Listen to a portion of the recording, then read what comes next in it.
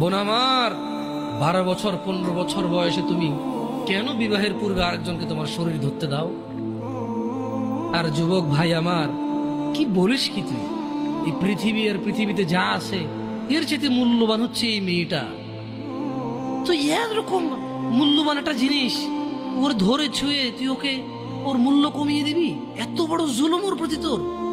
তুই আল্লাহকে ভয় করিস না তাই বলে এতটা কি বলিস তুই?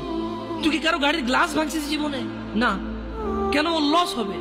তুই কি কোনোদিন কোনো মানুষকে ঘুষি দিছিস? না। কারণ তাহলে ও বেচারা কষ্ট পাবে। তুই কি জীবনে কারো পেটে ছুরি ঢুকাই দিছিস? না। ও মরে যাবে, তাহলে ওর ফ্যামিলি ক্ষতিগ্রস্ত, লসে পড়ে যাবে। তুই কি কারো টাকা মারছিস কোনোদিন? না। তাহলে ওর ফ্যামিলি টাকার কারণে কষ্ট পাবে। তাহলে তুই কেন তুই এত ছোট ছোট বিষয়গুলো খেয়াল রাখিস যে আরেকজনের লস হবে? তাহলে তুই এই মেয়েটার জীবনটাকে তুই কি করলি?